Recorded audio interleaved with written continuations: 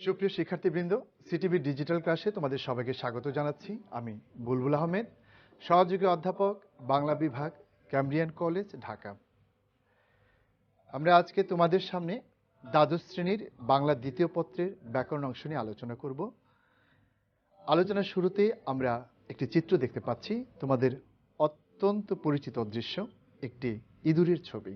এই যে ইঁদুর, এটিকে যদি আমরা ইংরেজি ভাষায় অনুবাদ করি তাহলে আমরা দেখতে পাবো একটি ওয়ার্ড মাউস।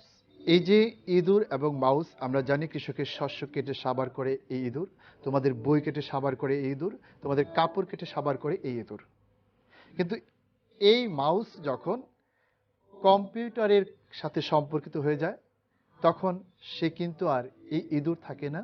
যে ইঁদুর তোমার কাপড় কাটে, যে ইঁদুর তোমার বই কাটে, যে ইঁদুর কৃষকের শস্য ক্ষেত ধ্বংস করে দেয়, তখন এই ইঁদুরের চেহারাটি বদলে যায়, অর্থাৎ মাউসের চেহারাটি বদলে গিয়ে ঠিক এরকম আকার ধারণ করে। আর যখন আমরা মাউস দিয়ে এই কম্পিউটারের একটি অংশকে বোঝাবো তখন কিন্তু ওখানেও আমরা একটি কম্পিউটারের অংশ বুঝবো। সেটি কিন্তু তখন আর ইঁদুর থাকবে না, সেটি মাউস হয়ে যাবে। বাংলায় যে রূপ, ইংরেজিতেও সেই একই রূপ।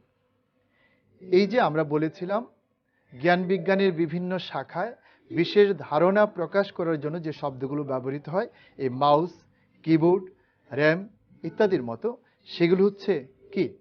হ্যাঁ, সেগুলো হচ্ছে পারিভাষিক শব্দ। আর সে সূত্র ধরে আমরা চলে যাচ্ছি আমাদের আজকের আলোচ্য বিষয়ে, পারিভাষিক শব্দ।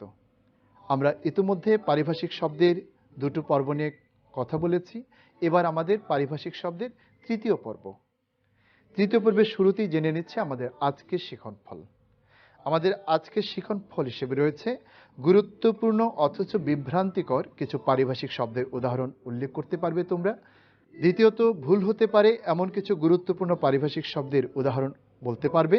এবং তৃতীয়ত, গুরুত্বপূর্ণ কিছু সাধারণ পারিভাষিক শব্দের উদাহরণ উল্লেখ করতে পারবে। এবার আমাদের পূর্ব পাঠ। আমরা আমাদের পূর্বের ক্লাসে যা জেনেছিলাম তা হচ্ছে গুরুত্বপূর্ণ অথচ বিভ্রান্তিকর কিছু পারিভাষিক শব্দের উদাহরণ পর্বে অ্যাক্টিং। আমরা এই শব্দটির বাংলা রূপ দেখেছিলাম ভারপ্রাপ্ত।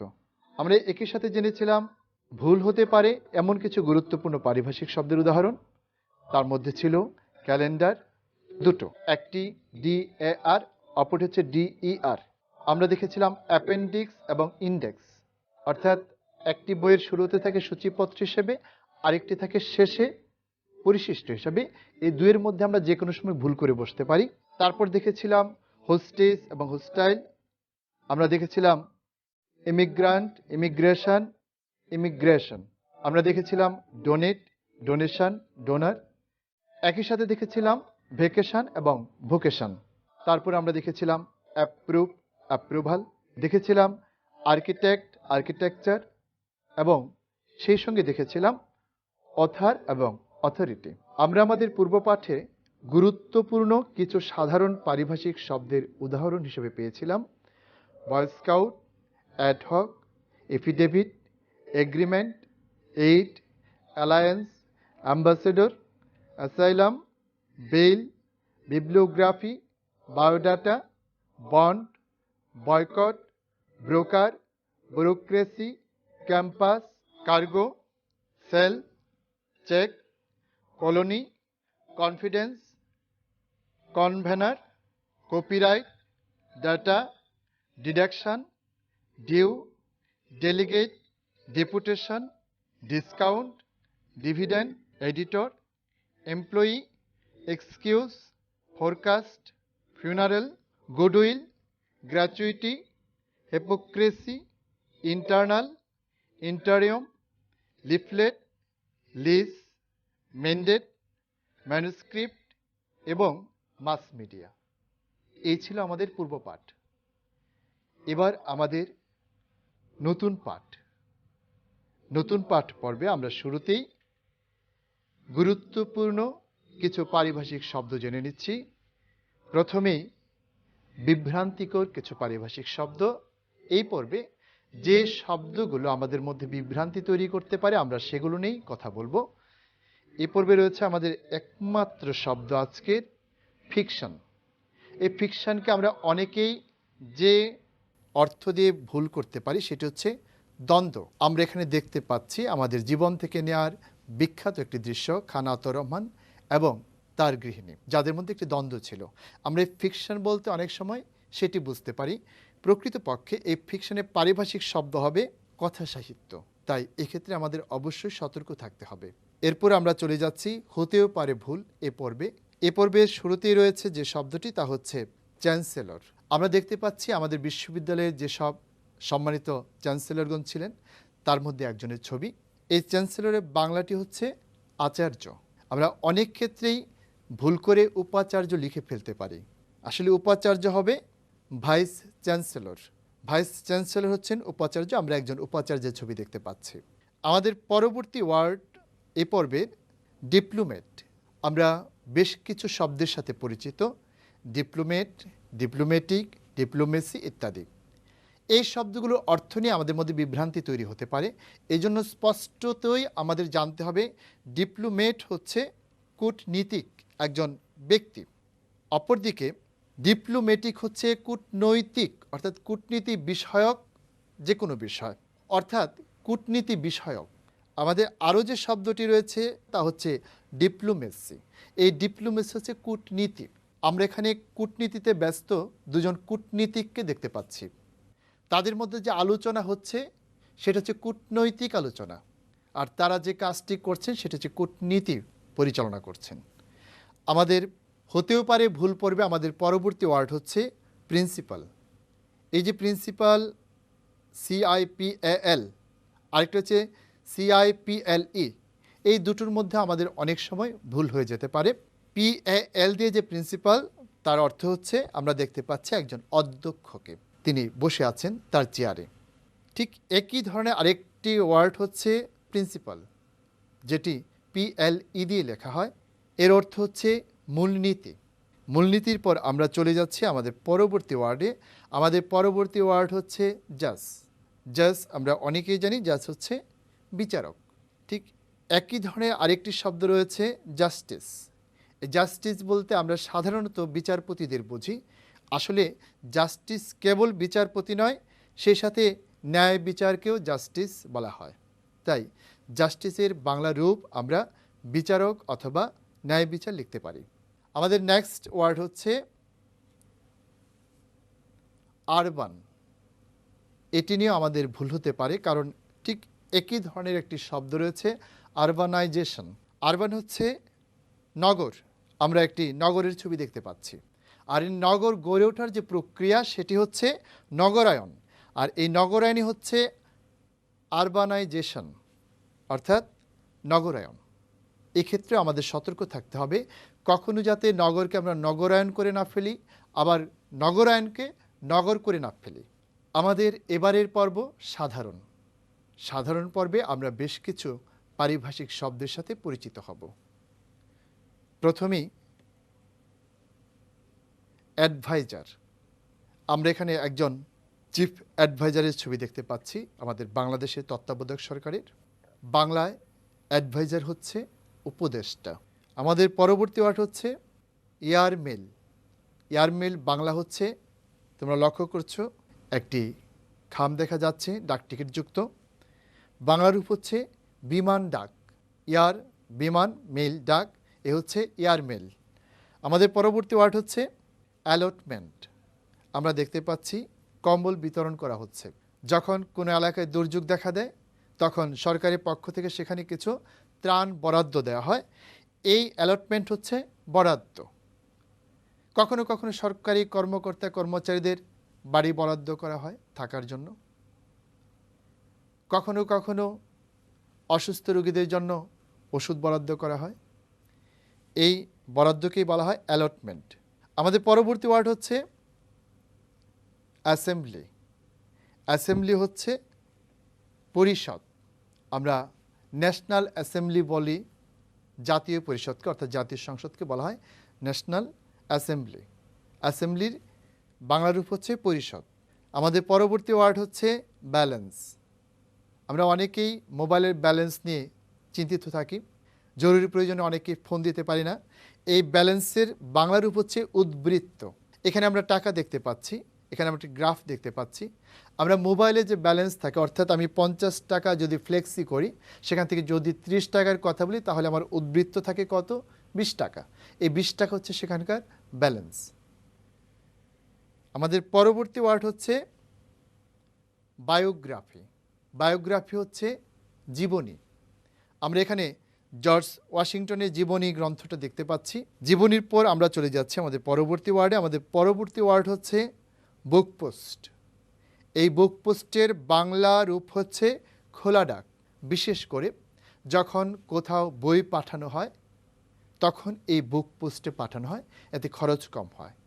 এছাড়া পত্রিকার লেখা অথবা সংবাদ অথবা পত্রিকা কোথাও পাঠানো হলে এই বুক পোস্ট প্রক্রিয়ার মধ্য দিয়ে সেটি পাঠানো হয়। আমাদের পরবর্তী ওয়ার্ড হচ্ছে বড়ো। আমরা এখানে একটি বড়ো দেখতে পাচ্ছি। বড়ো হচ্ছে সংস্থা। সংস্থার পর আমাদের পরবর্তী ওয়ার্ড ক্যাপিটাল। ক্যাপিটাল দু ধরনের, একটি হচ্ছে মূলধন এবং আরেকটি হচ্ছে রাজধানী। আমরা ক্যাপিটালকে মূলধনও লিখতে পারি, আবার রাজধানীও লিখতে পারি। এর কোনোটি আমাদের ভুল হবে না। আমাদের পরবর্তী ওয়ার্ড হচ্ছে ক্যাপশন। আমরা এখানে একটি ছবি দেখতে পাচ্ছি। ছবির নিচে লেখা রয়েছে ময়মনসিংহ রেললাইনে আগুন। এই যে ছবির নিচে যে অংশটি লেখা থাকে, এটিকে বলা হয় পরিচয় নাম, আর এটি হচ্ছে ইংরেজি ভাষায় ক্যাপশন। আমাদের কাছে ক্যাপশন শব্দটি বহুল প্রচলিত, বহুল পরিচিত, কিন্তু পরিচয় নাম শব্দটির সাথে আমরা মোটেও পরিচিত নই। আমাদের পরবর্তী ওয়ার্ড হচ্ছে সেন্সাস। সেন্সাসের যে বাংলা রূপটি তার সাথে আমরা যথেষ্ট পরিচিত, সেটি হচ্ছে আদমশুমারি। এই আদমশুমারির ইংরেজি রূপই হচ্ছে সেন্সাস। অত্যন্ত গুরুত্বপূর্ণ একটি পারিভাষিক শব্দ। আমাদের পরবর্তী ওয়ার্ড হচ্ছে কোড। কোডের বাংলা রূপ হচ্ছে সংকেত। আমরা অনেক ক্ষেত্রে এই সংকেত দেখতে পাই। আমরা আমাদের যে ভোটার কার্ড রয়েছে, ভোটার আইডি কার্ড, সেখানে এই সংকেতের উপস্থিতি লক্ষ্য করি। আমরা যখন পরীক্ষায় অবতীর্ণ হয়, বোর্ডের যে খাতা থাকে সেখানে লিথো কোড নামে একটি কথা আছে, সেই কোডের সাথে আমরা পরিচিত হয়েছি। আমরা এবার চলে যাচ্ছি আমাদের পরবর্তী ওয়ার্ডে। আমাদের পরবর্তী ওয়ার্ড হচ্ছে কপি।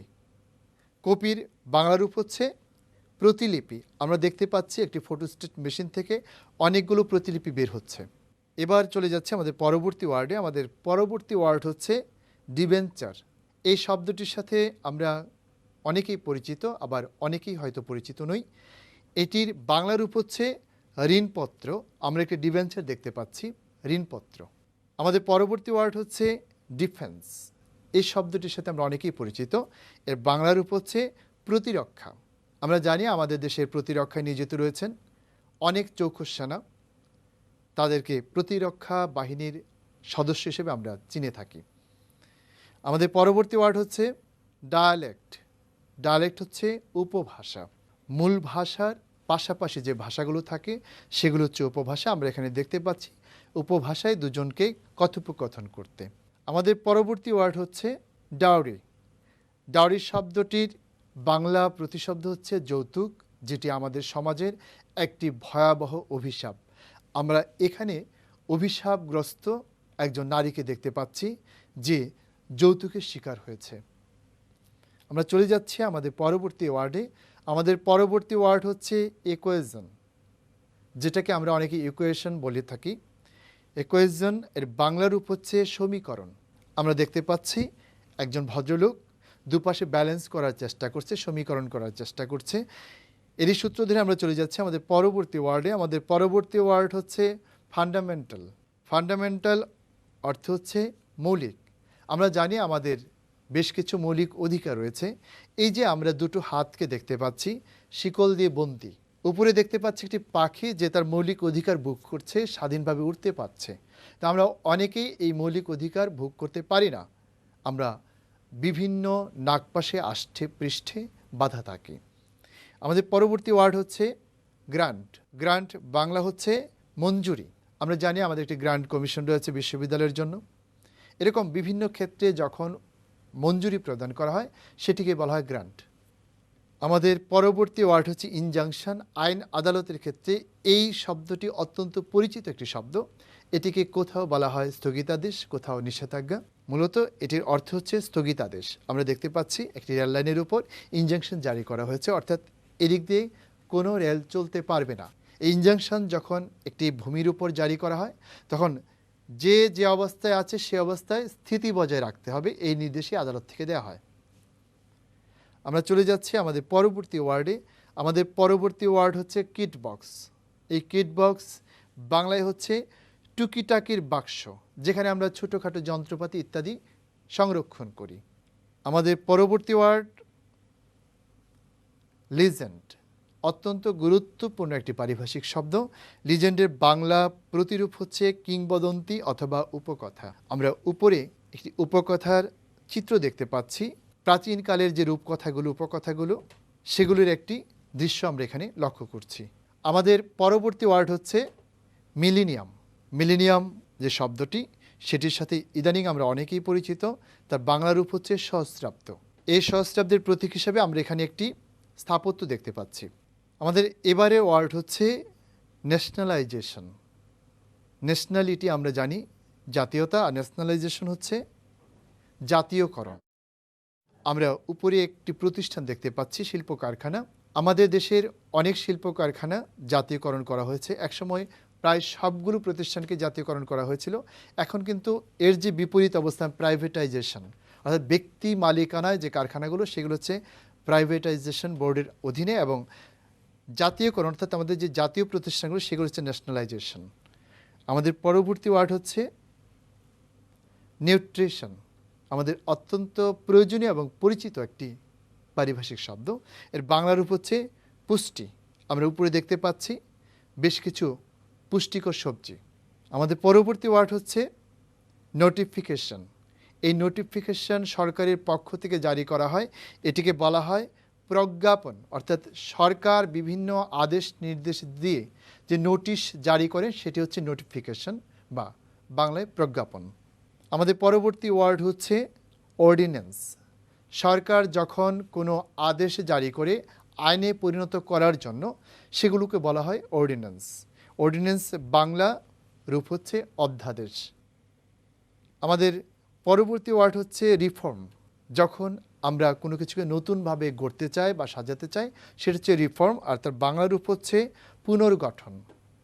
এই পুনর্গঠনের পরে আমরা যে শব্দটি পাবো, সেটি হচ্ছে আমাদের অত্যন্ত পরিচিত একটি শব্দ, স্যাটেলাইট। আমরা স্যাটেলাইট টিভি চ্যানেলের কথা জানি। এই স্যাটেলাইট শব্দটির বাংলা প্রতিরূপ হচ্ছে উপগ্রহ। আমরা এখানে একটি উপগ্রহ দেখতে পাচ্ছি, যেটি আকাশে স্থাপন করা হয়।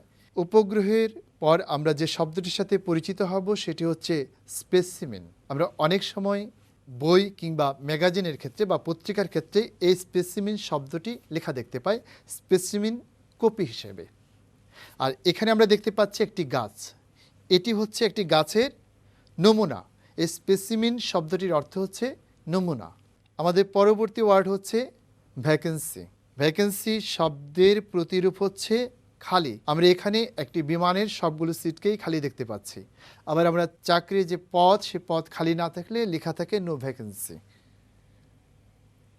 আমাদের পরবর্তী ওয়ার্ড হচ্ছে ভাইবা ভৌসি। এই ভাইবা ভৌসির বাংলা প্রতিশব্দ হচ্ছে মৌখিক পরীক্ষা। আমরা এখানে দেখতে পাচ্ছি একজন মৌখিক পরীক্ষা দিচ্ছেন।